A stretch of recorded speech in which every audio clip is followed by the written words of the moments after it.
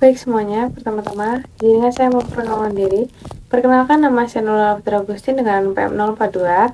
Saya dari kelas 4A. Saya di sini ingin mencoba menjelaskan mengenai model Azure untuk memenuhi tugas resume dari Bapak Arman. Selamat menyaksikan sedikit penjelasan dari saya.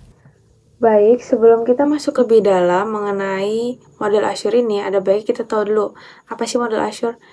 Model Azure adalah model yang memuat mengenai tahapan-tahapan atau cara-cara menggunakan media pembelajaran di dalam kelas. Seperti namanya, Azure, terdapat 6 tahapan yang ada di dalam model ini. Nah, mari kita masuk ke tahapan-tahapan yang pertama, yaitu ada A, Analyze Learners.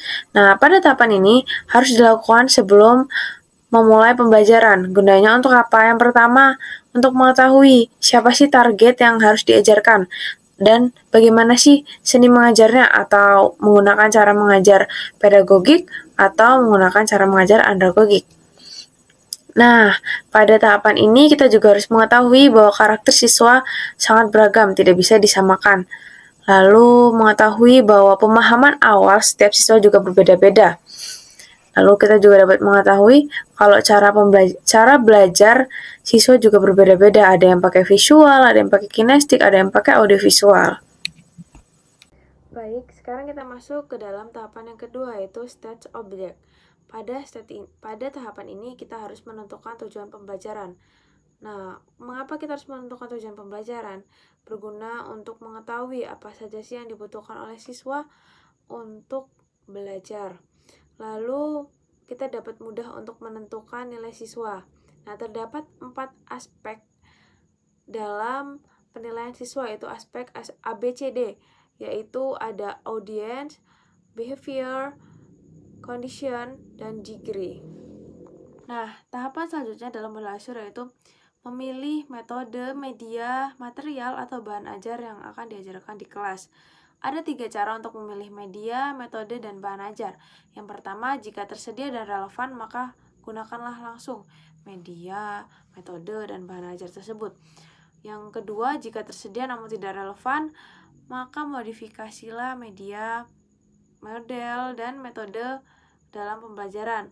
Dan yang terakhir, ketiga, yaitu jika belum tersedia, maka kembangkanlah untuk membentuk metode, media, dan model pembelajaran serta material untuk pembelajaran di kelas. Nah, tahapan yang selanjutnya yaitu utilize media, metode, material, yaitu menggunakan secara optimal media, metode, dan bahan ajar. Nah, di dalam tahapan ini, guru harus sekali menguasai materi sebelum memulai pembelajaran. Sebelum mengajarkan ke siswa, guru harus menguasai terlebih dahulu materi yang akan diajarkan. Lalu, mempersiapkan lingkungan. Nah, lingkungan yang dimaksud di sini adalah mempersiapkan sarana dan prasarana. Nah, ketika persiapan materi, sarana, dan prasarana sudah memenuhi, maka guru dapat memulai dan melaksanakan pembelajaran. Nah, tahapan yang selanjutnya yaitu Required Learning Participation. Nah, pada tahapan ini harus banget dipastikan bahwa adanya interaksi antara tenaga pendidik dan peserta didik. Jadi, ada loh interaksinya antara guru dan siswanya. Nah, sekarang kita masuk ke tahapan terakhir dalam model Azure ini, yaitu mengevaluasi dan merevisi. Apa saja sih yang dievaluasi dan revisi pada model ini?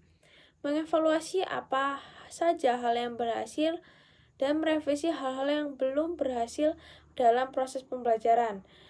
Mengevaluasi penyampaian materi, penggunaan metode, media, dan bahan ajar. Lalu merevisinya jika tidak sesuai dengan tujuan pembelajaran yang diharapkan. Nah, tujuan dari evaluasi ini apa sih?